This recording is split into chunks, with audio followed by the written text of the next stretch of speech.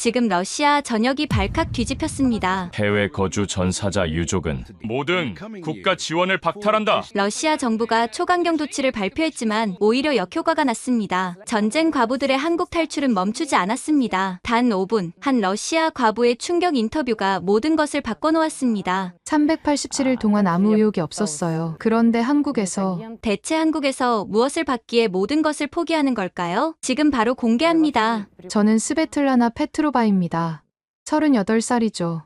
상트페테르부르크 외곽의 낡은 아파트에서 유령처럼 살고 있어요. 남편 알렉세이가 우크라이나 전선에서 전사한 지 정확히 387일째입니다. 네. 저는 매일 세고 있어요. 미쳐가는 걸 알면서도 멈출 수가 없어요. 오늘도 알렉세이가 입던 군복을 꺼내 들었어요. 아직도 그의 냄새가 남아있는 것 같아 코를 묶고 한참을 울었죠. 빈 보드카 병이 식탁에 나뒹굴고 창밖엔 3월인데도 눈이 내리고 있었어요. 이 도시는 저처럼 죽어가고 있었습니다. 새벽 3시 17분. 핸드폰이 울렸어요. 이 시간에 전화라니. 혹시 알렉세이가? 미친 생각이란 걸 알면서도 심장이 미친 듯이 뛰었어요. 발신자를 보니 카테리나였어요. 1년 전 같은 날, 같은 시각에 당신의 남편이 전사했습니다 라는 통보를 받은 친구죠. 그 후로 연락이 끊겼는데, 스베타. 나야. 깨웠니? 그런데 이상했어요. 목소리가 너무 밝았거든요. 우리 같은 전쟁 과부의 목소리가 아니었어요. 카타, 무슨 일이야? 술 마셨어? 아니야. 정신 똑바로 차리고 들어. 나 지금 서울이야. 뭐? 서울이 어디야? 한국, 대한민국 수도야. 순간 정신이 번쩍 들었어요. 카테리나가 돌았나? 한국이라니. 영상통화할게. 꼭 봐야 할 게 있어. 연결 버튼을 누르는 손이 떨렸어요. 화면이 켜지자 저는 비명을 질렀습니다. 카타, 이게 정말 너야? 완전히 다른 사람이었어요. 아니, 10년은 젊어진 것 같았어요. 그 시체 같던 회색빛 얼굴은 어디 가고, 장밋빛 볼에 윤기 나는 머리, 무엇보다 그 눈, 죽은 물고기 같던 눈이 별처럼 빛나고 있었어요. 스베타, 앉아서 들어. 나 재혼했어. 뭐라고? 한국 남자야. 이름은 최상민. 지금 나올 거야. 화면에 한 남자가 나타났어요. 단정한 셔츠에 부드러운 미소. 그런데 가장 충격적인 건 그가 카테리나를 바라보는 눈빛이었어요. 여보, 친구분이야? 인사드려야지. 여보. 제가 마지막으로 그런 호칭을 들은 게 언제였죠? 안녕하세요. 카테리나 남편입니다. 그가 정중히 인사하고는 카테리나의 어깨를 살짝 감쌌어요. 그리고 이마에 가볍게 입을 맞추며 속삭였죠. 차 가져올게. 뭐 마실래? 자몽차요. 고마워요. 이 평범한 대화가 왜 이렇게 충격적일까요? 아, 맞아요. 우리에겐 이런 일상이 없었으니까요. 미쳤구나. 카타, 정말 미쳤어. 알렉산드르가 죽은 지 겨우 1년인데. 스베타, 카테리나의 표정이 진지해졌어요. 나도 알렉산드르를 사랑했어. 지금도 그를 잊지 않았어. 하지만 그녀가 화면을 가까이 가져왔어요. 나 지난 6개월 동안 단 하루도 약을 먹지 않았어. 수면제도, 항우울제도. 매일 아침 일어나는 게 기다려져. 이게 얼마나 기적인지 알아? 저는 말문이 막혔어요. 서랍 가득한 약통들이 떠올랐거든요. 어떻게 그게 가능해? 한국 남자들은 달라. 완전히 달라. 상민은 매일 아침 사랑해라고 말해줘. 퇴근하면 보고 싶었어라고 해. 설거지도 요리도 다 같이 해. 무엇보다 카테리나가 눈물을 글썽였어요. 나를 전쟁 과부가 아니라 한 여자로 봐줘. 불쌍한 희생자가 아니라 사랑스러운 여자로. 상민 씨가 차를 가져왔어요. 트레이에는 차뿐만 아니라 예쁘게 자른 과일도 있었죠. 당 떨어졌을 것 같아서. 많이 먹어. 그가 카테리나 머리를 쓰다듬고 다시 나갔어요. 봤지? 이게 매일이야. 처음엔 나도 믿을 수 없었어. 연기인 줄 알았지. 그런데 6개월이 지나도 변하지 않아. 오히려 더 다정해져. 그래도 너무 빨라. 우리 남편들이 죽었어. 스베타. 카테리나가 단호하게 말했어요. 알렉세이도 알렉산드르도 죽었어. 그들이 우리에게 원하는 게 뭐겠어. 무덤 옆에서 평생 울면서 살기. 아니면 다시 행복해지기? 저는 대답할 수 없었어요. 너 지금 어떻게 사니? 하루에 몇 시간이나 울어? 약은 몇 알 먹어? 언제 마지막으로 웃어봤어? 모든 질문이 비수처럼 꽂혔어요. 스베타, 한국에 와. 일단 와서 봐. 여기는 전쟁이 없어. 죽음이 일상이 아니야. 사람들이 미래를 계획하고, 사랑을 하고, 웃어. 하지만 어떡해. 내가 도와줄게. 표 끊어서 와. 2주만 있다 가도 돼. 제발, 스베타. 너도 이렇게 살 수 있어. 화면 속 카테리나가 너무 아름다워 보였어요. 살아있는 사람의 얼굴이었죠. 생각해 볼게. 아니야. 지금 결정해. 너 내일도 모레도 똑같이 살 거잖아. 언제까지? 죽을 때까지? 그 말에 화가 났어요. 그게 내 인생이야. 내가 선택한 거라고. 거짓말하지 마. 네가 선택한 게 아니야. 그냥 죽기가 무서워서 살아있는 것뿐이잖아. 눈물이 왈칵 쏟아졌어요. 맞아요. 저는 살아있는 게 아니었어요. 미안. 너무 심했나? 하지만 스베타, 네가 이렇게 사는 걸 더는 못 보겠어. 우리 겨우 38이야. 앞으로 40년을 더 살아야 해. 전화를 끊고 나서 한참을 울었어요. 그리고 거울을 봤죠. 해골 같은 얼굴, 허수아비 같은 몸. 이게 사람인가요? 알렉세이 사진을 꺼내 들었어요. 여보, 나 어떻게 해야 해? 정말 이렇게 살아도 되는 거야? 대답은 없었죠. 대신 카테리나가 마지막으로 보낸 메시지가 떠올랐어요. 인천공항으로 와. 3월 29일 오후 2시 비행기야. 내가 마중 나갈게. 제발, 스베타. 너도 다시 살 수 있어. 새벽 5시. 저는 항공사 사이트에 접속했어요. 손가락이 떨렸지만 결제 버튼을 눌렀습니다. 387일 만에 처음으로 내일이 다를 거라는 생각이 들었어요. 비행기표를 예약하고 나니 갑자기 모든 기억이 밀려왔어요. 1년 전 모든 것이 시작된 그날부터 2022년 2월 24일 새벽 5시 텔레비전에서 흘러나오는 속보에 잠이 확 깼어요. 푸틴 대통령이 우크라이나에서 특별 군사작전을 시작한다고 발표했습니다. 알렉세이는 이미 일어나 있었어요. 군복을 입고 가방을 챙기고 있었죠. 예비군이었던 남편은 며칠 전부터 훈련 소집을 받았었거든요. 정말 전쟁이 시작된 거야? 아니야. 그냥 훈련의 연장일 뿐이야. 곧 끝날 거야. 걱정하지 마. 하지만 그의 눈은 불안해 보였어요. 손이 미세하게 떨리는 것도 봤죠. 언제 돌아와? 일주일. 길어야 2주. 푸틴이 그렇게 말했어. 며칠이면 끝날 거라고. 알렉세이는 저를 꼭 안아줬어요. 평소보다 더 오래, 더 세게 안았죠. 지금 생각해보면 그도 예감하고 있었던 것 같아요. 사랑해, 스베타. 꼭 돌아올게. 그게 마지막이 될 줄은 정말 몰랐어요. 처음 며칠은 연락이 자주 왔어요. 벨라루스 국경 근처에서 대기 중이라고. 아직 우크라이나에는 들어가지 않았다고. 하지만 2월 28일부터 연락이 뜸해지기 시작했죠. 3월 1일 마지막 통화를 했어요. 스베타, 나야. 목소리가 지쳐 있었어요. 배경에서 들리는 소음들, 총소리 같은 것도 들렸죠. 어디야? 괜찮아? 응, 괜찮아. 곧 끝날 거야. 내일이면 키예프에 도착한대. 조심해. 제발 조심해. 걱정 마. 곧 돌아갈게. 사랑해. 그 후로 연락이 끊겼어요. 하루, 이틀, 사흘. 전화해도 받지 않고 메시지도 읽지 않았죠. 불안이 공포로 변해갔어요. 3월 15일 오전 9시. 초인종이 울렸어요. 문을 열자 군복을 입은 2명의 장교가 서 있었죠. 그들의 표정을 보는 순간 모든 걸 알았어요.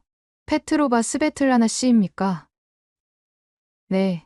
남편분이 특별군사작전 수행 중 명예롭게 전사하셨습니다. 명예롭게. 전사. 단어들이 머릿속에서 맴돌았지만 의미를 이해할 수 없었어요. 시신은 어디 있나요? 장교들이 서로를 바라봤어요. 현재 전투 지역이라 수습이 어렵습니다. 상황이 안정되면. 그들이 떠난 후 저는 바닥에 주저앉았어요. 울지도 못했죠. 너무 충격이 커서 눈물조차 나오지 않았어요. 다음 날 같은 아파트 단지에 사는 카테리나가 찾아왔어요. 그녀도 울고 있었죠. 스베타, 우리 알렉산드르도 같은 날이었어요. 3월 15일. 우리 남편들은 같은 부대, 같은 날 전사했던 거예요. 시신도 없는 장례식을 치렀어요. 빈 관에 사진만 놓고 정부에서는 보상금 300만 루블을 준다고 했지만 그게 무슨 의미가 있나요? 돈으로 남편을 돌려받을 수 있나요? 그 후로 카테리나와 자주 만났어요. 같은 아픔을 가진 사람끼리 위로가 되었거든요. 비밀리에 모이는 전사자 가족 모임에도 함께 갔죠. 전쟁 반대라고 말하면 안 되는 나라. 왜 우리 남편이 죽어야 했나라고 물으면 안 되는 나라. 우리는 슬퍼할 권리조차 없었어요. 그러던 어느 날 카테리나가 사라졌어요. 전화도 안 받고 집에도 없고 이웃들에게 물어보니 큰 가방을 들고 나갔다고 하더군요. 그리고 1년 후 한국에서 전화가 온 거였죠. 스베타, 미안해. 연락도 없이 떠나서. 하지만 더는 러시아에서 살 수 없었어. 매일 알렉산드를 생각하면서 우는 것도 영웅의 아내라는 꼬리표도 지긋지긋했어. 카테리나는 한국에 있는 사촌을 통해 탈출했다고 했어요. 그리고 그곳에서 새로운 삶을 찾았다고. 너도 올 수 있어. 여기는 달라. 전쟁도 없고 죽음도 없고 우리를 영웅의 아내라고 부르지도 않아. 그냥 평범하게 살 수 있어. 평범하게 산다는 것. 1년 동안 잊고 있던 단어였어요. 영상통화를 끝내고 밤새 고민했어요. 이곳에 남아서 계속 과거에 갇혀 살 것인가? 아니면 용기를 내어 새로운 삶을 찾을 것인가? 창밖을 보니 여전히 눈이 내리고 있었어요. 춥고 어두운 상트페테르부르크의 3월. 그때 카테리나가 보낸 사진을 다시 봤어요. 서울의 봄 풍경. 벚꽃이 만개한 거리를 상민 씨와 함께 걷는 카테리나의 행복한 모습. 결심했어요. 더 이상 이렇게 살 수는 없다고. 최소한 가서 보기라도 해야겠다고. 일주일 후, 저는 인천행 비행기표를 끊었습니다. 비행기표를 끊고 나서도 망설였어요. 정말 이래도 되는 걸까? 알렉세이가 이 결정을 어떻게 생각할까? 출국 전날 밤, 어머니에게 전화했어요. 엄마, 나 여행 좀 다녀올게. 친구 만나러. 어디로? 얼마나? 응, 조금 멀어. 2주 정도? 자세히 말할 수 없었어요. 한국에 간다고 하면 어머니가 뭐라고 할지 뻔했거든요. 특히 카테리나를 만나러 간다고 하면 더더욱. 알렉세이 제사도 고진데. 알아. 돌아와서 할게. 공항으로 가는 택시 안에서 계속 핸드폰을 들여다봤어요. 혹시라도 누군가 저를 막을까봐. 전사자의 아내가 외국으로, 그것도 한국으로 간다는 걸 알면. 하지만 아무 일도 일어나지 않았어요. 도모데도보 공항에서 체크인하고 보안 검색을 통과하고 비행기에 올랐죠. 9시간의 비행. 옆자리는 비어 있었어요. 창밖으로 시베리아의 끝없는 설원이 보였죠. 저 아래 어딘가에 알렉세이가 묻혀 있을지도 모른다는 생각에 눈물이 났어요. 괜찮으세요? 승무원이 영어로 물었어요. 한국 승무원이었죠. 걱정스러운 표정으로 물을 건네줬어요. 괜찮아요. 고마워요. 서툰 영어로 대답했지만 그녀는 이해한 듯 미소를 지었어요. 따뜻한 미소였죠. 인천공항에 도착했을 때 가장 먼저 느낀 건 밝음이었어요. 공항 전체가 환했고 직원들의 표정도 밝았죠. 도모데도보의 음침한 분위기와는 완전히 달랐어요. 입국 심사대 앞에서 긴장했어요. 혹시 문제가 생기면 어쩌나. 안녕하세요. 여행 목적이 무엇인가요? 심사관이 영어로 물었어요. 젊은 여성이었는데 친절한 미소를 띠고 있었죠. 친구를 만나러 왔어요. 얼마나 계실 예정이세요? 2주요. 좋은 시간 보내세요. 웰컴 투 코리아. 도장을 찍어주며 여권을 돌려줬어요. 이렇게 간단하다니. 러시아에서 외국인을 대하는 것과는 차원이 달랐죠. 게이트를 나오자 카테리나가 손을 흔들고 있었어요. 옆에는 상민 씨도 함께였죠. 스베타. 카테리나가 달려와 저를 꽉 안았어요. 1년 만에 재회였죠. 따뜻한 체온이 전해졌어요. 살아있다는 느낌. 잊고 있었던 감각이었어요. 어서 와. 정말 잘 왔어. 상민 씨도 정중하게 인사했어요. 서툰 러시아어로 환영합니다라고 하더군요. 카테리나에게 배운 모양이었어요. 공항에서 나오는 길, 이상한 걸 발견했어요. 짐을 들어주려는 상민 씨를 카테리나가 자연스럽게 받아들이는 거예요. 러시아 남자들은 절대 그러지 않는데. 배고프지? 뭐 먹고 싶어? 차 안에서 카테리나가 물었어요. 아무거나 괜찮아. 한국 음식 먹어볼래? 김치찌개라고 있는데. 처음엔 좀 맵지만 정말 맛있어. 서울로 가는 고속도로를 달리면서 창밖을 봤어요. 3월인데도 파릇파릇한 나무들이 보였죠. 러시아는 아직 겨울인데 여기는 벌써 봄이 시작되고 있었어요. 식당에 도착했어요. 작은 동네 식당이었는데 안으로 들어가자 아주머니가 반갑게 맞아줬어요. 어머, 카테리나, 오랜만이네. 친구분이야? 네. 러시아에서 온 제 친구예요. 어머나, 멀리서 왔네. 많이 먹어야겠다. 아주머니는 주문도 받기 전에 반찬을 한가득 가져다 놓았어요. 김치, 콩나물, 시금치. 처음 보는 반찬들이 가득했죠.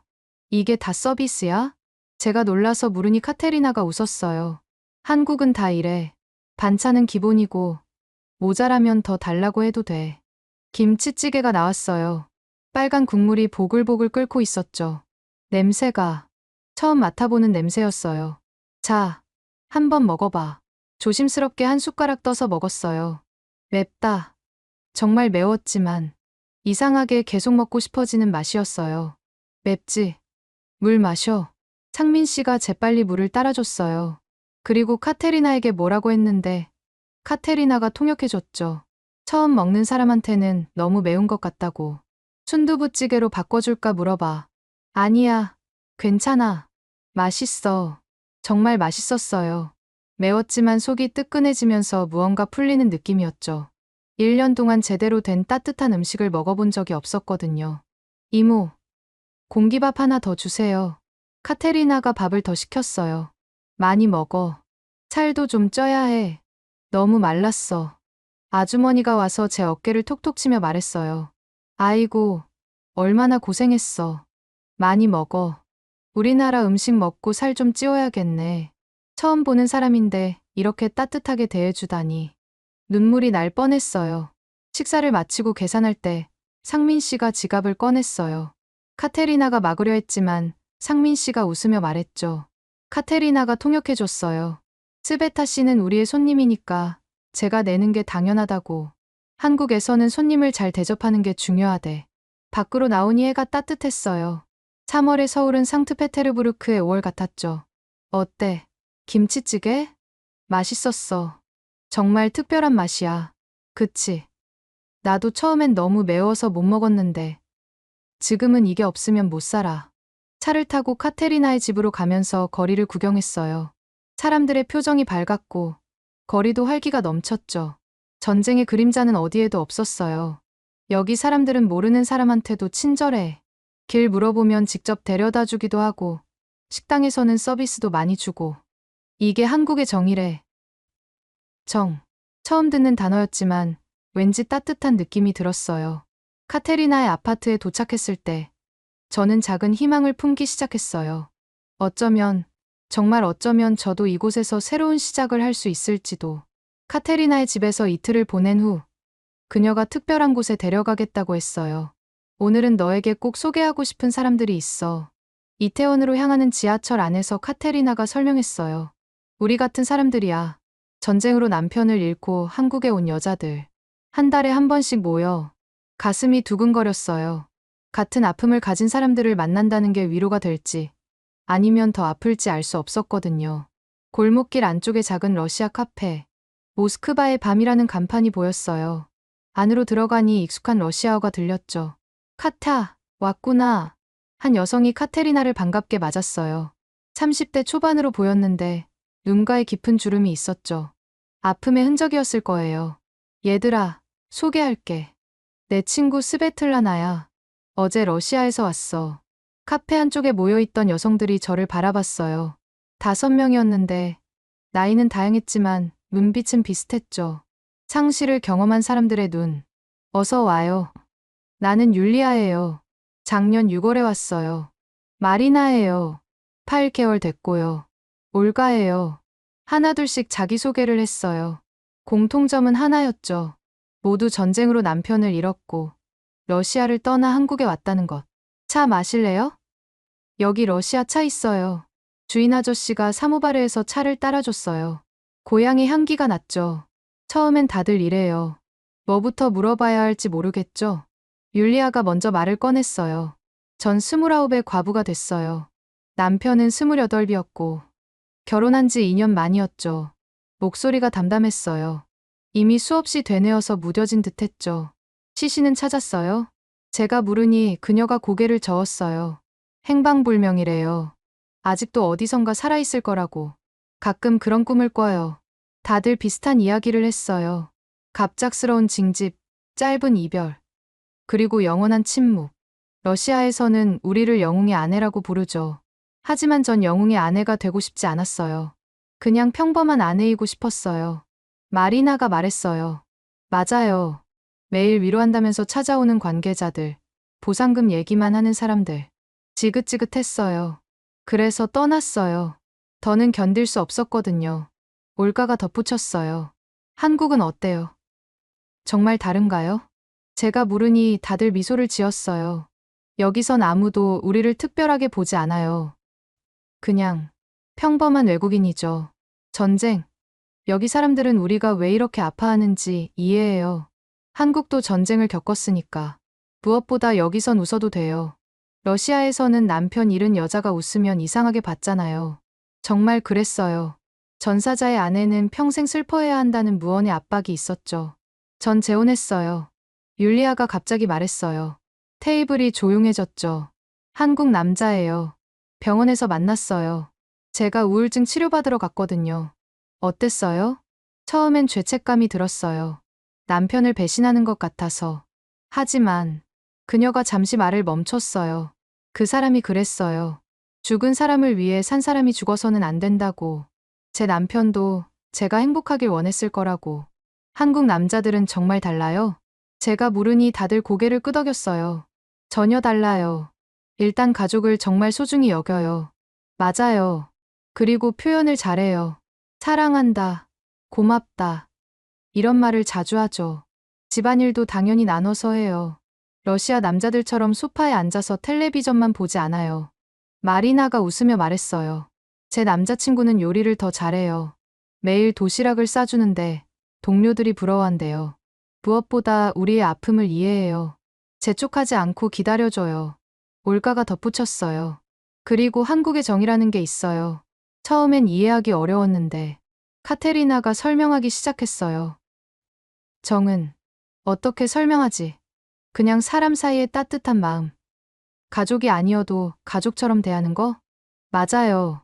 제 남자친구 어머니가 처음 만났을 때 절 안아주면서 고생 많았지라고 하시는데 눈물이 났어요. 다들 비슷한 경험이 있는지 고개를 끄덕였어요. 김치도 처음엔 못 먹었는데 이제는 너무 좋아해요. 맞아. 김치찌개 없으면 못 살아. 분위기가 밝아졌어요. 웃음소리가 커졌죠. 있잖아요. 가끔 생각해요.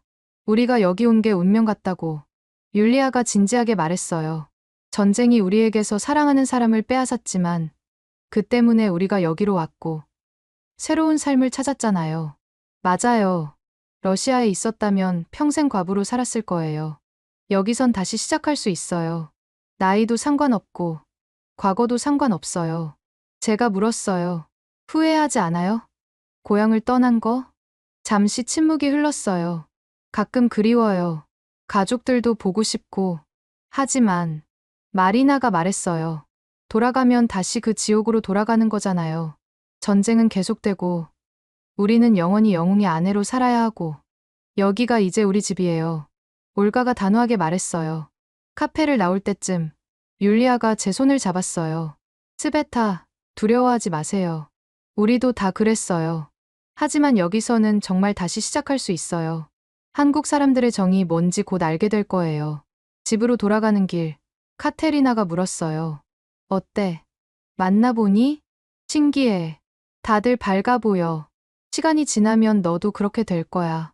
여기서는 행복해도 되거든. 그날 밤, 오랜만에 일기를 썼어요. 러시아어로. 하지만 마지막 문장은 서툰 한국어로 적었죠. 여기서는 행복해도 된다. 한국에 온 지 일주일째 되는 날, 카테리나가 일이 있어서 나가야 한다고 했어요. 혼자 다녀올 수 있겠어. 명동에 가보고 싶다고 했잖아. 괜찮아. 지도 앱도 있고. 사실 조금 불안했지만 용기를 내기로 했어요. 언제까지 카테리나에게 의존할 수는 없으니까요. 지하철역으로 가는 길, 벚꽃이 피기 시작한 걸 봤어요. 연분홍색 꽃봉오리들이 수줍게 고개를 내밀고 있었죠. 상트페테르부르크에서는 5월이나 되어야 볼 수 있는 광경인데 역에서 표 사는 것도 어렵지 않았어요. 영어 안내가 잘 되어 있었거든요. 하지만 명동역에서 내려서 문제가 생겼어요. 출구가 너무 많아서 어디로 나가야 할지 모르겠더라고요. 우왕좌왕하고 있는데 할머니 한 분이 다가왔어요. 아가씨, 어디 찾아? 한국어였지만 몸짓으로 대충 무슨 말인지 알았어요. 핸드폰에 명동 성당 사진을 보여드렸죠. 아, 명동 성당. 이리 와. 내가 데려다 줄게. 할머니가 제 팔을 잡고 걸어가기 시작했어요. 전혀 모르는 사람인데 이렇게 친절하다니. 계단을 오르면서도 계속 뭔가 말씀하셨어요. 알아들을 수는 없었지만 어쩐지 따뜻한 말들 같았죠. 여기야. 저기 보이지? 성당. 정말로 성당이 보였어요. 할머니께 어떻게 감사를 표현해야 할지 몰라서 두 손을 모으고 고개를 숙였어요. 고맙습니다. 감사합니다. 서툰 한국어였지만 할머니는 환하게 웃으셨어요. 그리고 주머니에서 사탕을 하나 꺼내 제 손에 쥐어주셨죠. 이쁜 아가씨, 구경 잘하고 가. 뒤돌아서 가시는 할머니를 보면서 울컥했어요. 러시아에서는 상상도 못할 일이었거든요. 모르는 사람을 위해 10분이나 걸어서 안내해주다니. 명동거리는 활기가 넘쳤어요. 화장품 가게들이 즐비했고 점원들이 친절하게 손님을 맞았죠. 한 가게에 들어갔는데 점원이 제가 외국인인 걸 알고는 영어로 말을 걸었어요. 러시아? 제가 고개를 끄덕이니 갑자기 러시아어로 인사를 하는 거예요. 즈드라스트부이째. 발음은 서툴렀지만 너무 반가웠어요. 러시아어 할 줄 아세요? 아니요. 인사만. 러시아 손님 많아서 배웠어요. 점원은 열심히 제품을 설명해줬어요. 제가 이해하지 못하면 핸드폰 번역기를 쓰면서까지 설명했죠. 이거 서비스예요. 선물. 계산을 하니 샘플을 한 움큼 챙겨줬어요. 이것도 한국의 정인가 봐요. 점심시간이 되어 식당을 찾았어요. 작은 김밥집이 보여서 들어갔죠. 메뉴판을 보고 있는데 아주머니가 다가왔어요. 어디서 왔어? 러시아. 러시아. 추운 나라. 아주머니는 뭔가 생각하더니 메뉴판에서 하나를 가리켰어요. 이거 먹어. 맛있어. 안 매워. 참치김밥이었어요. 주문하고 기다리는데 아주머니가 뭔가를 더 가져왔어요. 서비스. 러시아 멀어. 많이 먹어. 계란찜과 된장국이었어요. 분명 김밥만 시켰는데. 아니에요. 안 시켰어요. 괜찮아. 괜찮아. 서비스. 우리 딸도 외국 갔어. 캐나다. 거기서 이렇게 해주면 좋겠다 생각해. 목이 메었어요. 타국에서 딸을 그리워하는 어머니의 마음이 느껴졌거든요. 김밥을 먹으면서 눈물이 날 뻔했어요. 맛도 좋았지만 그보다 이런 따뜻한 마음이 더 감동적이었어요. 식사를 마치고 계산하려는데 아주머니가 사탕과 음료수까지 챙겨주셨어요. 러시아 추워. 감기 조심해. 또, 와. 가게를 나오면서 생각했어요. 이게 카테리나가 말한 한국의 정인가 봐요. 성당 쪽으로 걸어가다가 길을 잃었어요. 골목이 복잡해서 어디가 어딘지 모르겠더라고요.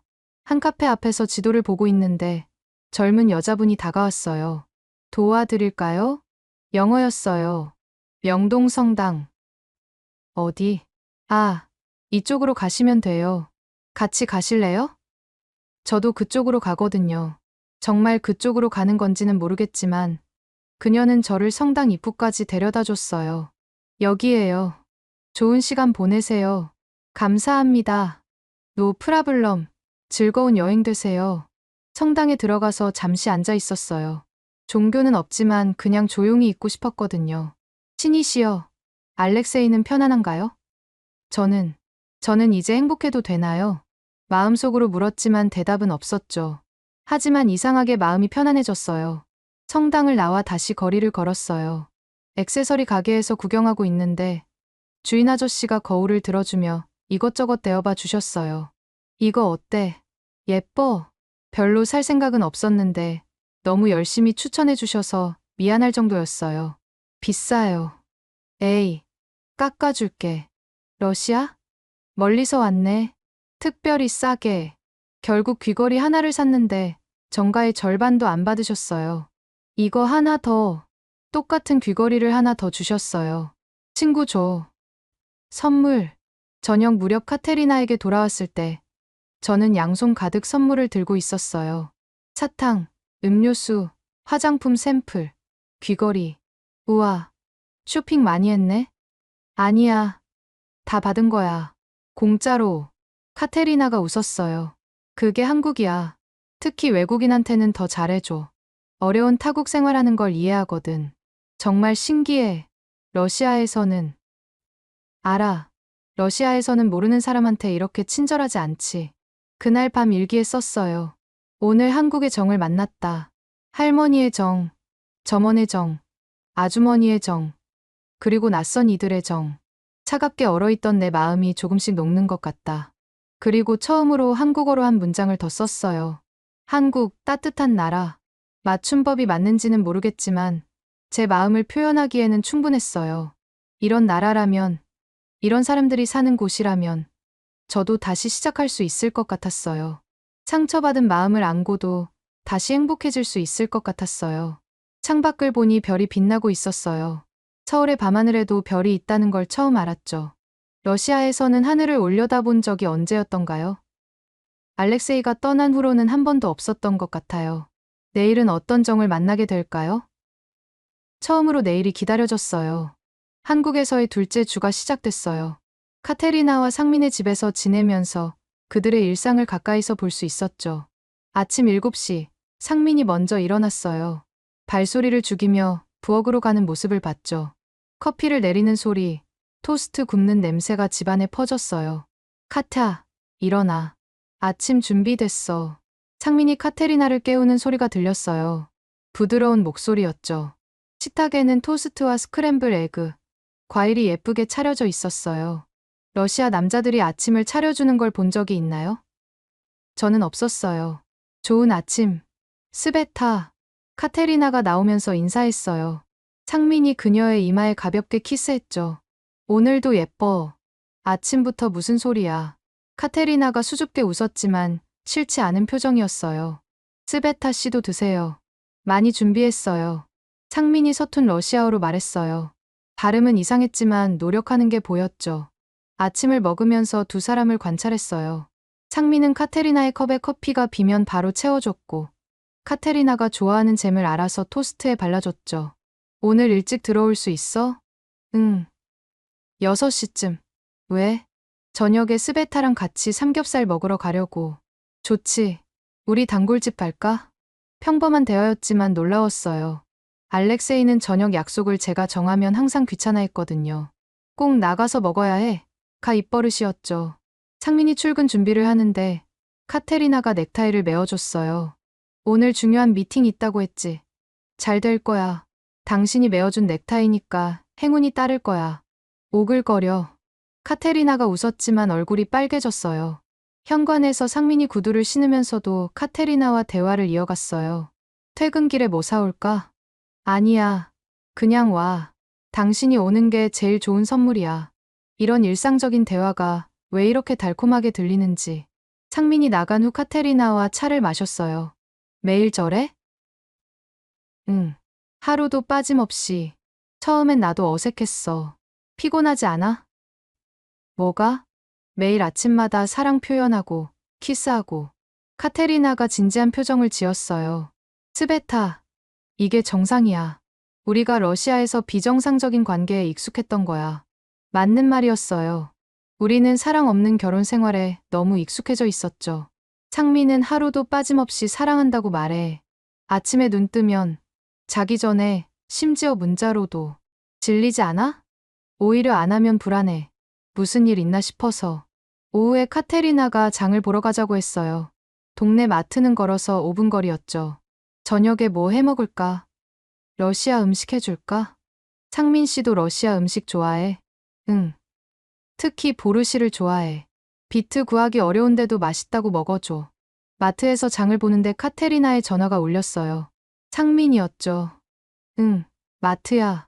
뭐, 그것도 사올게. 또, 알았어. 그것도. 통화를 끊고 카테리나가 웃었어요. 과자 사달래. 회사에서 먹을 거. 애 같아. 하지만 표정은 행복해 보였어요. 계산대에서 카테리나가 포인트 카드를 냈는데 이름이 최카테리나로 되어 있었어요. 성을 바꿨어? 응. 한국에서는 결혼하면 같은 성을 쓸 수 있어. 의무는 아니지만 나는 바꾸고 싶었어. 새로운 시작? 맞아. 최카테리나. 마음에 들어. 집에 돌아와서 저녁 준비를 시작했어요. 카테리나가 보르시를 끓이는 동안 저는 샐러드를 만들었죠. 6시 정각, 현관문이 열렸어요. 다녀왔습니다. 어서 와요. 카테리나가 달려가서 상민을 맞았어요. 자연스럽게 포옹하고 가벼운 키스를 했죠. 힘들었지? 얼굴이 피곤해 보여. 괜찮아. 집에 오니까 다 풀려. 상민이 정장을 갈아입고 나와서는 자연스럽게 부엌으로 왔어요. 도와줄 거 있어? 앉아서 쉬어. 거의 다 됐어. 그럼 내가 상 차릴게. 러시아 남자가 상을 차리는 걸 본 적이 있나요? 저는 처음이었어요. 저녁을 먹으면서 상민이 하루 있었던 일을 이야기했어요. 카테리나는 귀 기울여 들으며 때때로 조언도 했죠. 그 거래처 사장님이 너무 무리한 요구를 하는 것 같은데. 맞아. 그래서 내일 다시 미팅하기로 했어. 당신 생각은 어때? 서로의 일에 관심을 갖고 의논하는 모습이 인상적이었어요. 알렉세이는 회사 일을 집에서 절대 이야기하지 않았거든요. 식사 후 상민이 설거지를 하겠다고 했어요. 아니야. 내가 할게. 요리는 카타가 했잖아. 그럼 같이 하자. 둘이 나란히 서서 설거지하는 모습을 보니 묘한 기분이 들었어요. 한 명은 씻고 한 명은 닦고 중간중간 장난도 치면서 야, 물 튀겼어. 미안, 미안. 웃음소리가 끊이지 않았어요. 설거지가 끝나고 거실에서 차를 마셨어요. 상민과 카테리나는 소파에 나란히 앉았는데 자연스럽게 손을 잡고 있었죠. 스베타 씨, 한국 구경 많이 하셨어요? 상민이 물었어요. 이제는 러시아어도 꽤 늘었더라고요. 네, 명동도 가고. 이번 주말에 우리 같이 남산 갈까요? 날씨 좋으면 한강도 가고. 좋아요. 카테리나가 상민의 어깨에 머리를 기댔어요. 피곤해? 조금. 오늘 하루 종일 돌아다녔거든. 그럼 일찍 자자. 내일 또 일찍 일어나야 하니까. 9시쯤 되자 두 사람이 먼저 일어났어요. 스베타, 우리 먼저 들어갈게. 편히 있다가 자. 응. 잘 자. 두 사람이 침실로 들어가는 걸 보면서 생각했어요. 저게 부부구나. 서로를 아끼고 배려하는 진짜 부부. 거실에 혼자 앉아 일기를 썼어요. 오늘 진짜 사랑을 받다. 거창하지 않아도, 특별하지 않아도, 일상 속에서 빛나는 사랑. 아침 인사, 저녁 설거지, 손잡기. 이런 작은 것들이 모여서 행복을 만드는구나. 창밖으로 서울의 야경이 보였어요. 불빛들이 반짝이는 게 별처럼 아름다웠죠. 문득 알렉세이가 생각났어요. 우리도 이럴 수 있었을까? 아니, 애초에 우리에게는 이런 가능성이 있었을까? 하지만 이제는 과거를 탓하고 싶지 않았어요. 대신 미래를 생각하고 싶었죠. 나도 저런 사랑을 할 수 있을까? 누군가와 함께 아침을 먹고, 장을 보고, 설거지를 하면서 웃을 수 있을까? 불가능해 보이지 않았어요. 카테리나가 해냈으니까. 그리고 이태원 카페에서 만난 여자들도 다들 새로운 사랑을 찾았으니까. 침실에서 두 사람의 작은 웃음소리가 들렸어요. 무슨 이야기를 하는지는 모르겠지만 행복한 소리였죠. 이런 게 정상적인 부부의 모습이구나. 이런 게 행복이구나. 처음으로 미래가 두렵지 않았어요. 오히려 기대됐죠. 나에게도 이런 날이 올 거라는 희망이 생겼으니까요. 주말이 되었어요. 카테리나가 약속한 대로 남산에 가기로 했죠. 그런데 아침에 카테리나가 특별한 제안을 했어요. 스베타, 오늘 누구 소개해줄 사람이 있는데 괜찮겠어? 누구? 율리아 언니 기억하지? 이태원 카페에서 만났던 그 언니가 아는 사람인데 순간 심장이 빨리 뛰었어요. 설마 남자를 소개하려는 건가? 부담 가지지 마. 그냥 차나 한 잔 같이 마시는 거야. 싫으면 거절해도 돼. 상민도 거들었어요. 좋은 사람이에요. 제 회사 협력업체 대표님이거든요. 성실하고 따뜻한 분이에요. 고민했지만 만나보기로 했어요. 어차피 카테리나와 상민도 함께 있을 거니까 부담스럽지는 않을 것 같았거든요. 이름은 박성태. 45살이고 의료 컨설팅 회사를 운영해. 결혼은? 3년 전에 이혼했어. 아이는 없고. 남산 케이블카 탑승장에서 만나기로 했어요. 카테리나가 제 옷을 골라줬죠. 너무 격식 차리지 말고 편하게 입어. 첫 만남이니까 부담스러우면 안 돼. 도착했을 때 한 남자가 우리를 기다리고 있었어요. 깔끔한 캐주얼 차림에 부드러운 인상이었죠. 안녕하세요. 박성태입니다. 인사를 나눴어요. 악수를 하는데 손이 따뜻했어요. 스베틀라나입니다. 반가워요. 서툰 한국어로 인사했더니 그가 미소를 지었어요. 한국어 잘하시네요. 제가 러시아어를 못해서 죄송해요. 아니에요. 제가 더 배워야죠. 케이블카를 타고 올라가면서 가벼운 대화를 나눴어요. 카테리나가 중간에서 통역을 도와줬죠. 한국은 처음이신가요? 네.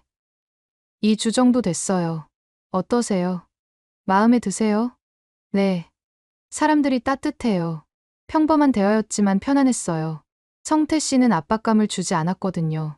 정상에 도착해서 서울을 내려다봤어요. 날씨가 좋아서 도시 전체가 한눈에 들어왔죠. 와, 정말 크네요. 서울은 1,000만 명이 사는 도시니까요. 복잡하지만 정이 있는 곳이에요. 우리는 전망대 근처 카페에 앉았어요. 성태 씨가 메뉴를 보여주며 추천해줬죠. 뭐 드실래요? 여기 대추차가 유명해요. 대추차요? 한국 전통차예요. 달고 따뜻해요. 러시아의 추운 날씨를 생각하면 좋아하실 것 같아요. 차를 마시며 이야기를 나눴어요. 성태 씨는 제 이야기를 진지하게 들어줬죠. 힘드셨겠어요. 카테리나가 제 상황을 간단히 설명했을 때 그가 조용히 말했어요. 저도 가족을 잃는 아픔이 뭔지 알아요. 다르긴 하지만 어떻게 아버지가 군인이셨어요. 제가 어릴 때 훈련 중 사고로 돌아가셨죠. 어머니 혼자 저희를 키우셨어요. 순간 가슴이 찡했어요. 이 사람도 비슷한 아픔을 가지고 있었구나. 그래서 더 이해가 돼요. 가족을 잃은 사람의 마음이요. 성태 씨는 담담하게 이야기했지만 눈빛에서 깊은 공감이 느껴졌어요. 군대도 다녀오셨어요? 네. 한국 남자는 모두 군대를 가야 해요. 2년 동안 복무했죠. 어땠어요? 힘들었죠. 하지만 덕분에 평화의 소중함을 알게 됐어요. 전쟁이 없는 일상이 얼마나 감사한지. 그의 말에 고개를 끄덕였어요. 정말 그랬거든요. 전쟁이 없는 일상. 그게 얼마나 소중한지. 상민과 카테리나가 잠시 화장실에 다녀온다고 자리를 비웠어요. 둘만 남게 되니 갑자기 어색해졌죠. 부담스러우시면 말씀하세요. 전 그냥 좋은 친구가 되고 싶어요. 성태 씨가 먼저 말했어요. 고마워요. 저도 아직은 잘 모르겠어요. 당연하죠. 천천히 알아가면 돼요. 서두를 필요 없어요. 그가 명함을 건넸어요. 제 연락처예요. 혹시 한국 생활하면서 도움이 필요하면 언제든 연락하세요. 친구로서요. 명함을 받으며 그의 손이 살짝 닿았어요. 따뜻했죠. 알렉세이 이후 처음으로 다른 남자의 손을 의식하게 된 순간이었어요. 상민과 카테리나가 돌아왔고 우리는 남산을 내려왔어요. 헤어질 때 성태 씨가 말했죠. 오늘 만나서 반가웠어요. 혹시 괜찮으시면 다음에 또 뵐 수 있을까요? 카테리나가 제 대신 대답했어요. 스베타가 연락할 거예요. 그치. 저는 고개만 끄덕였어요. 집으로 돌아가는 차 안에서 카테리나가 물었어요. 어때? 첫인상? 좋은 사람 같아. 그치. 나도 처음 봤을 때 그렇게 생각했어. 성태 씨 회사가 우리 병원이랑 일하거든. 상민도 거들었어요. 정말 좋은 사람이에요. 직원들한테도 잘하고 거래처에서도 평판이 좋아요. 근데 왜 이혼했대요? 잠시 침묵이 흘렀어요. 성격 차이래. 부인이 외국으로 이민 가고 싶어 했는데 성태 씨는 어머니를 혼자 둘 수 없었대. 효자구나. 그것도 좋은 신호였어요. 그날 밤 명함을 들고 한참을 고민했어요. 연락을 해야 할까? 아직 이르지 않을까? 일기에 썼어요. 오늘 한 남자를 만났다. 따뜻한 사람이었다. 알렉세이와는 완전히 다른 유형. 내 아픔을 이해해주는 것 같았다. 하지만 아직 모르겠다. 내가 준비가 된 건지 아니면 그냥 외로움 때문인지. 그리고 한국어로 한 줄을 더 썼어요. 천천히, 서두르지 않기. 창밖을 보니 남산타워가 반짝이고 있었어요. 오늘 그곳에서 만난 사람이 떠올랐죠. 혹시 이게 새로운 시작일까요? 며칠 후 용기를 내어 문자를 보냈어요. 안녕하세요. 스베틀라나입니다. 그날 고마웠어요. 답장은 금방 왔어요. 반가워요. 잘 지내셨어요? 혹시 시간 되시면 커피 한잔 할까요? 심장이 빨리 뛰었어요. 정말 오랜만에 느끼는 설렘이었죠. 좋아요. 이렇게 새로운 인연이 시작되었어요. 성태 씨와 두 번째로 만나기로 한 날이 왔어요. 북촌 한옥마을에서 만나자고 했죠. 한국의 전통을 보여드리고 싶어요. 괜찮으세요? 그의 배려가 느껴졌어요. 관광지니까 부담 없이 걸으며 이야기할 수 있을 거라고 생각한 것 같았죠. 안구역에서 만났어요. 일주일 만인데도 반가웠어요. 잘 지내셨어요? 네. 한국어 공부하느라 바빴어요. 대단하세요. 벌써 많이 늘었네요. 북촌으로 걸어가면서 성태 씨가 이것저것 설명해 줬어요. 여기는 600년 전 한국의 모습을 간직한 곳이에요. 실제로 사람들이 살고 있죠. 좁은 골목길을 걸으며 한옥들을 구경했어요. 처마의 곡선이 아름다웠죠. 러시아 집하고 정말 달라요. 어떤 점이요? 더 따뜻해 보여요. 나무랑 흙으로 만들어서 그런가? 맞아요. 한국 사람들은 자연과 함께 살려고 했어요. 한 한옥 앞에서 사진을 찍고 있는 관광객들을 봤어요. 성태 씨가 물었죠. 사진 찍어드릴까요? 젊은 커플이 고마워하며 카메라를 건넸어요. 성태 씨는 여러 각도에서 정성껏 찍어줬죠. 와, 정말 잘 찍으셨어요. 감사합니다. 그 모습을 보며 생각했어요.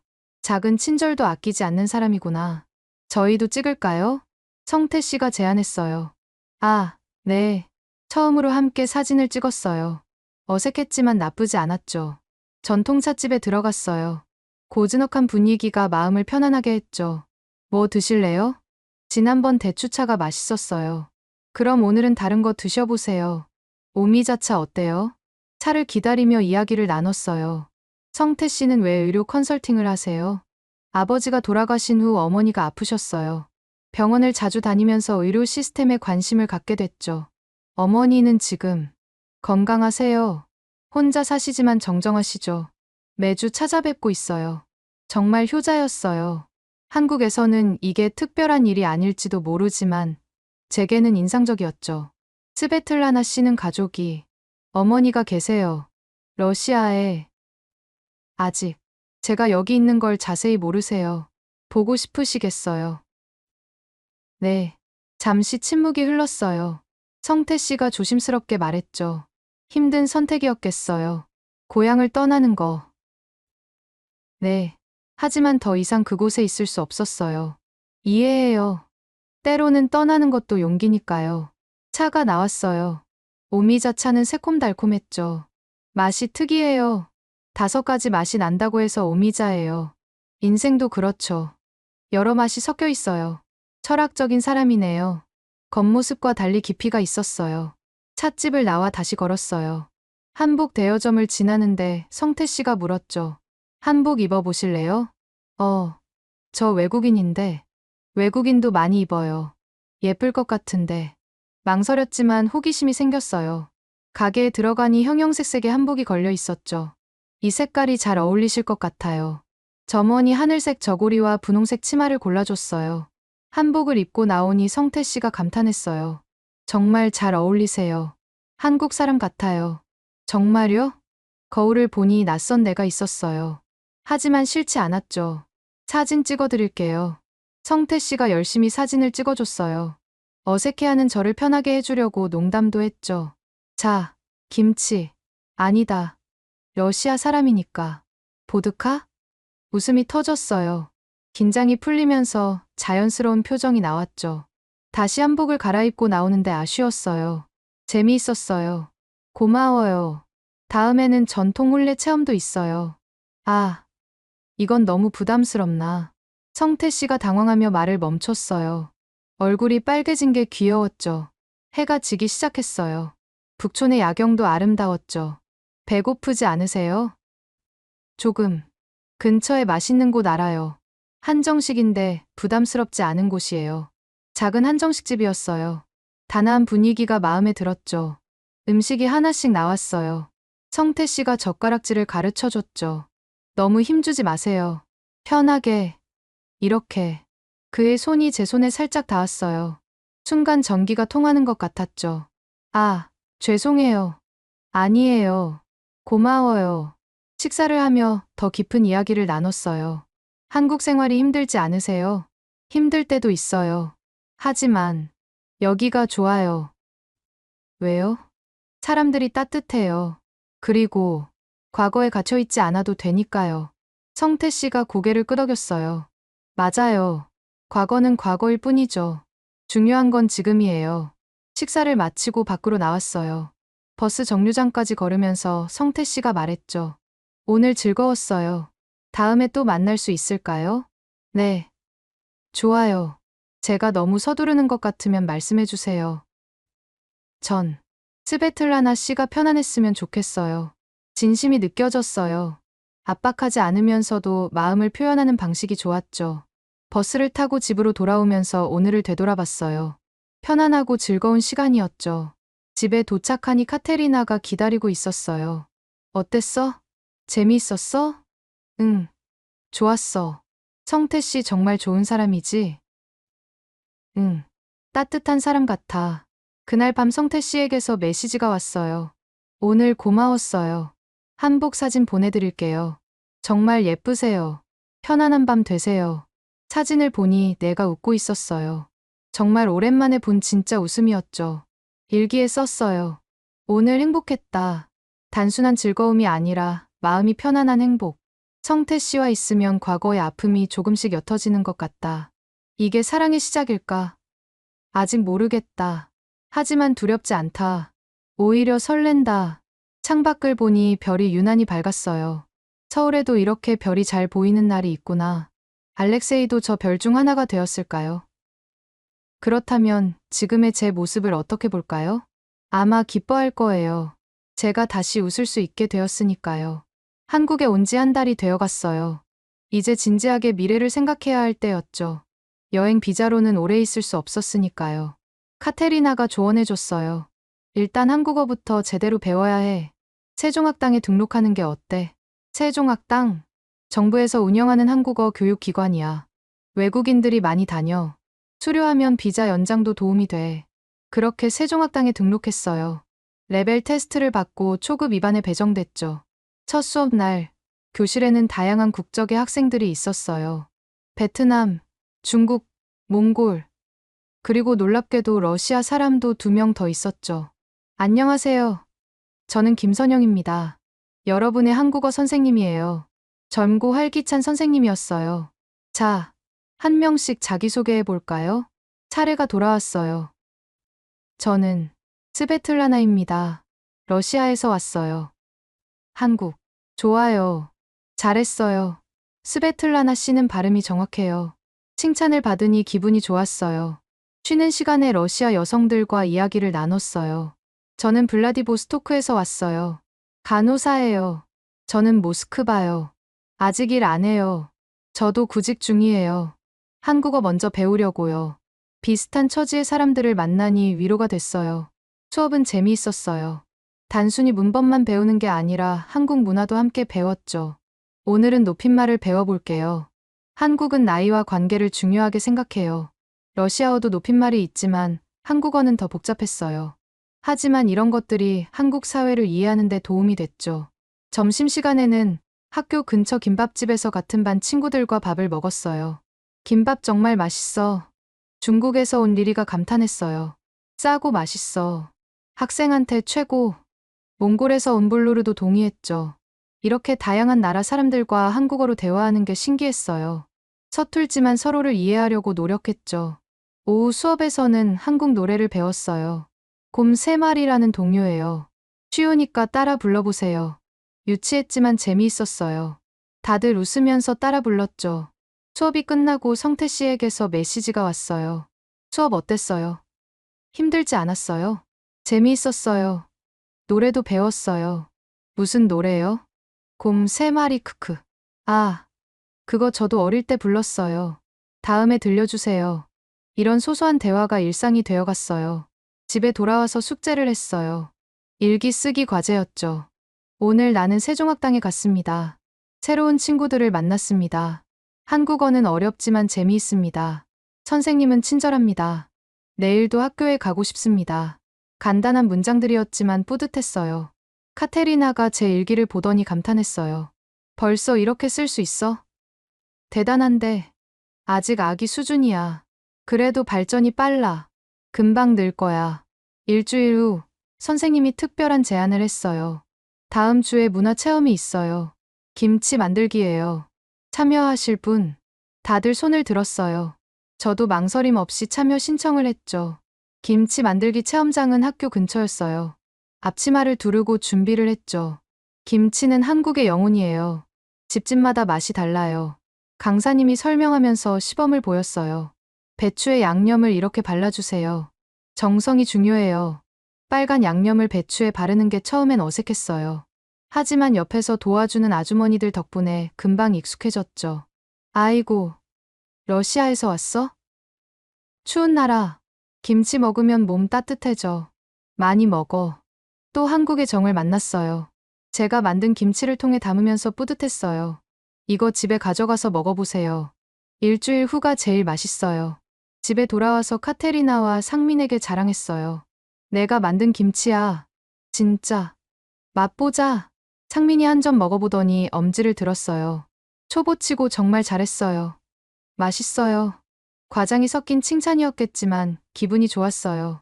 그날 밤 성태 씨와 통화를 했어요. 김치 만들기 재미있었어요?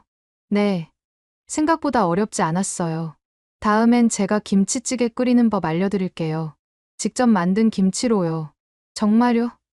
기대돼요. 이런 평범한 대화가 좋았어요. 특별할 것 없는 일상의 공유가 저를 행복하게 했죠. 한 달 후, 세종학당에서 작은 시험을 봤어요. 초급 과정을 마치는 테스트였죠. 결과는 합격. 선생님이 축하해 주셨어요. 스베틀라나 씨는 정말 열심히 했어요. 이제 중급반으로 올라갈 수 있어요. 수료증을 받으면서 뭔가 뭉클했어요. 작은 성취였지만 한국에서의 첫 결실이었으니까요. 더 중요한 건 이력서에 쓸 수 있는 자격이 생겼다는 거였어요. 이제 일자리를 찾아볼까? 카테리나가 제안했어요. 의료기기 경력이 있으니까 관련 회사들 알아봐. 한국도 의료 산업이 발달했거든. 막막했지만 도전해보기로 했어요. 성태 씨도 도와주겠다고 했죠. 제가 아는 회사들 소개해드릴게요.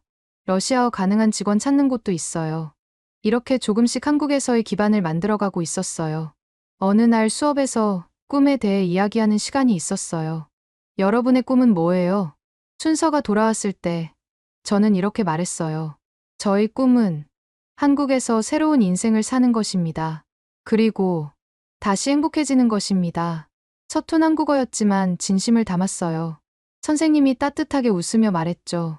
좋은 꿈이에요. 꼭 이루어질 거예요. 그날 일기에 한국어로 썼어요. 나는 오늘 내 꿈을 한국어로 말했다. 작은 발걸음이지만 큰 의미가 있다. 한국어를 배우는 것은 단순히 언어를 배우는 게 아니다. 새로운 나를 만들어가는 과정이다. 스베틀라나가 아닌 스베타로, 전쟁 과부가 아닌 새로운 사람으로. 창밖에는 여름비가 내리고 있었어요. 러시아의 차가운 비가 아닌 따뜻한 여름비였죠. 이 비가 그치면 무지개가 뜰까요? 제 인생에도 무지개가 뜰 수 있을까요? 그런 희망을 품고 잠이 들었어요. 한국 생활이 안정되어 가던 어느 날 충격적인 일이 벌어졌어요. 아침에 일어나니 카테리나가 심각한 표정으로 저를 기다리고 있었어요. 스베타, 일단 침착하게 들어. 어제 율리아 언니가 한국 방송에 인터뷰를 했는데. 응. 무슨 인터뷰? 한국에 정착한 외국인 여성들 이야기였대. 근데 그게 러시아로 퍼졌어. 카테리나가 태블릿을 보여줬어요. 러시아 뉴스 사이트였죠. 조국을 배신한 전사자의 아내들. 한국에서 새 남자 찾아. 충격적인 제목이었어요. 기사를 읽어보니 더 가관이었죠. 우크라이나 특별군사작전에서 영웅적으로 전사한 군인들의 아내들이 한국으로 도망쳐 재혼을 준비하고 있다. 이들은 조국과 남편의 명예를 배신한 수치스러운 여성들이다. 손이 떨렸어요. 율리아의 인터뷰 영상도 있었는데 악의적으로 편집되어 있었죠. 원래는 한국에서 새로운 삶을 찾아 행복합니다라는 내용이었는데 남편을 잊고 한국 남자와 행복합니다로 자막이 조작되어 있었어요. 댓글은 더 끔찍했어요. 배신자들, 영웅의 명예를 더럽히는 매춘부들, 한국 남자 돈에 팔려간 거 아니야? 이런 여자들 때문에 러시아가 망한다. 카테리나가 제 손을 잡았어요. 괜찮아. 신경 쓰지 마. 어차피 우리는 여기 있잖아. 하지만 그게 끝이 아니었어요. 오후에 엄마에게서 전화가 왔죠. 스베틀라나, 너 지금 어디 있어? 엄마 목소리가 울먹이고 있었어요. 엄마, 나 뉴스 봤어. 네가 한국에 있다고. 정말이야? 더 이상 숨길 수 없었어요. 네, 엄마, 한국에 있어요. 미쳤구나. 알렉세이가 죽은 지 1년밖에 안 됐는데 벌써 다른 남자를? 엄마, 그게 아니에요. 난 그저 이웃들이 다 수군거려. 우리 딸이 영웅의 아내였는데 한국에 가서 재혼한다고 억울했어요. 아직 재혼한 것도 아닌데 벌써 소문이 그렇게 퍼진 거예요. 집에 정부 사람들이 찾아왔어. 네가 유족연금을 받을 자격이 있는지 재검토한다고. 뭐라고요? 해외 거주 유족은 지원 대상에서 제외될 수 있다더라. 특히 재혼하면. 이건 협박이었어요. 그 연금이 큰 돈은 아니었지만 엄마한테는 중요한 수입이었거든요. 전화를 끊고 나니 힘이 빠졌어요. 성태 씨에게서도 연락이 왔어요. 괜찮으세요? 뉴스 봤어요.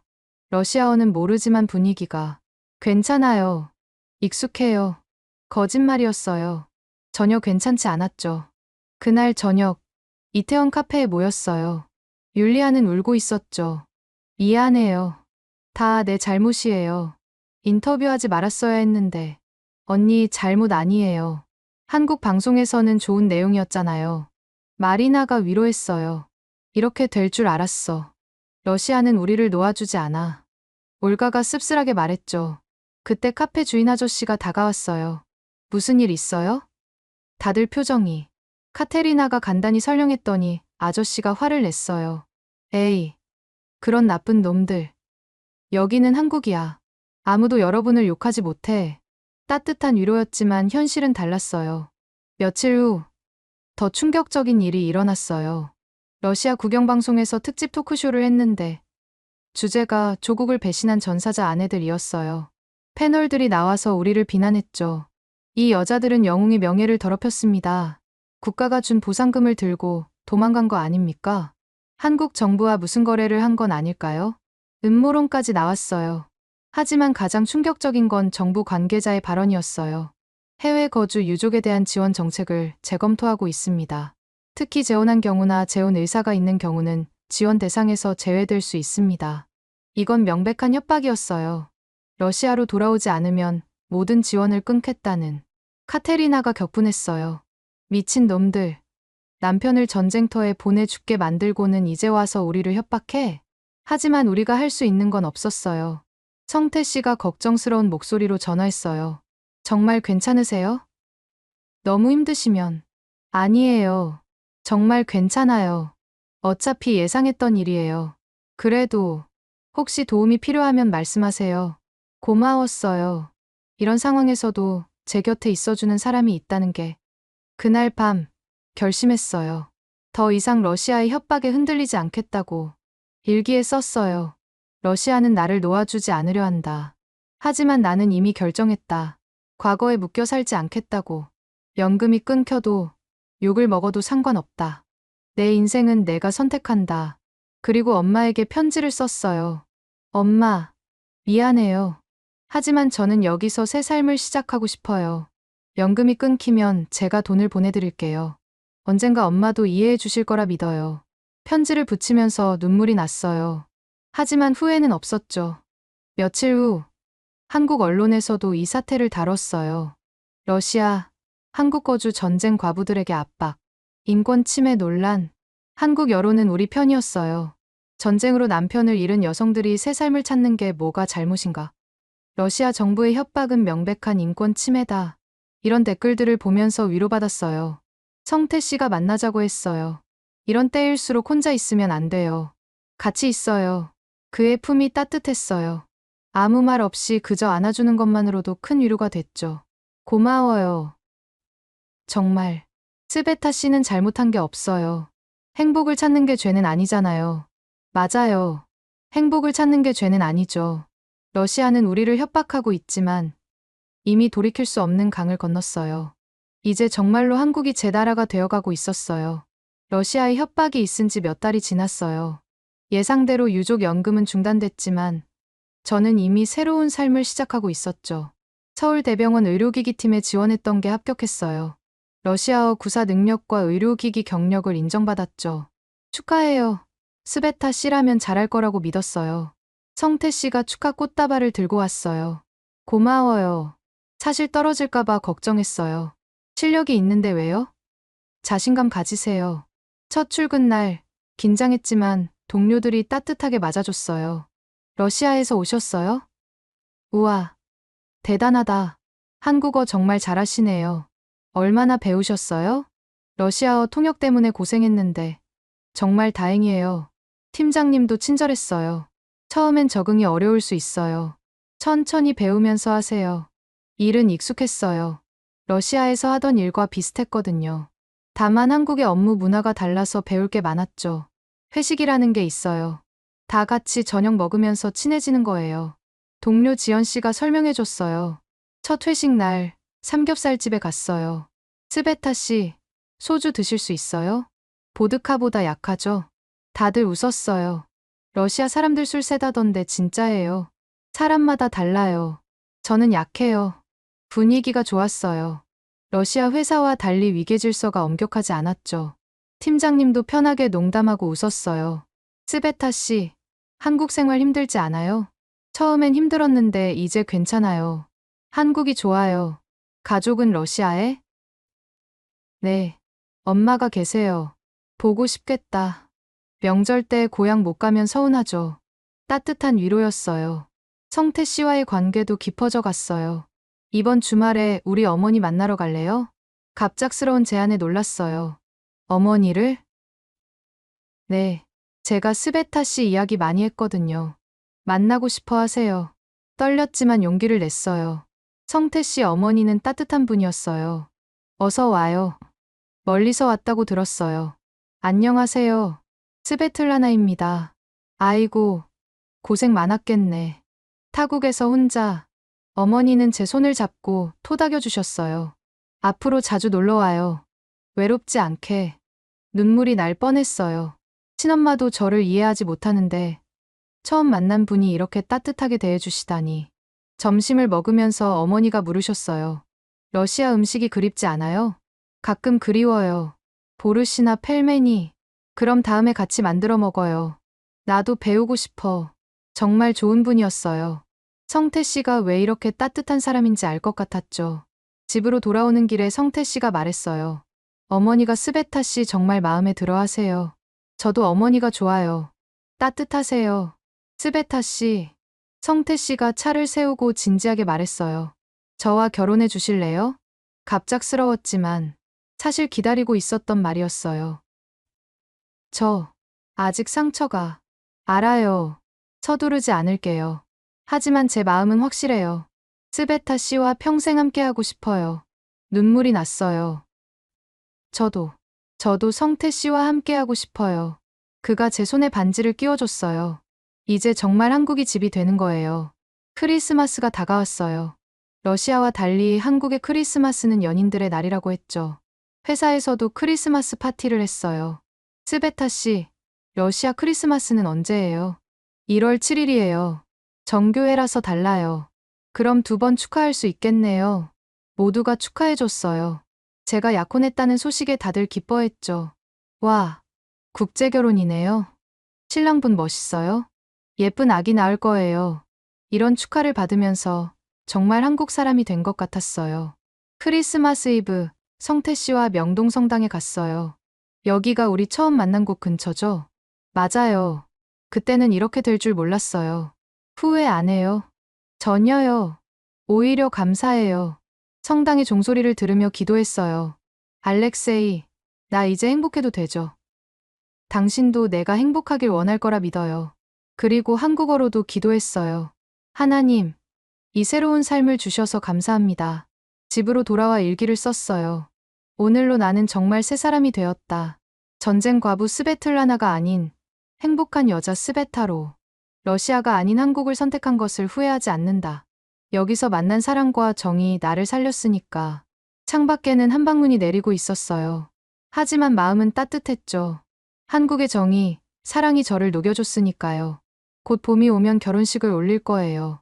러시아 가족들은 오지 못하겠지만 여기 한국에 새 가족이 있으니까 괜찮아요. 전쟁이 빼앗아간 것들이 많지만 한국이 더 많은 걸 돌려줬어요. 사랑을, 희망을, 그리고 새로운 인생을. 고맙습니다. 한국. 지금까지 전쟁으로 남편을 잃고 한국에서 새 삶을 찾은 스베틀라나의 이야기 어떠셨나요? 전쟁의 상처를 안고도 다시 일어선 그녀의 용기가 많은 분들께 희망이 되었으면 좋겠습니다. 무엇보다 따뜻한 정으로 상처받은 영혼을 품어준 한국이라는 나라가 자랑스럽네요.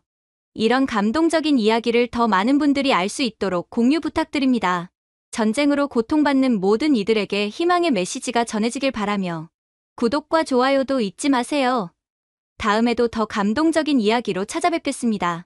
지금까지 원더풀의 사연이었습니다. 감사합니다.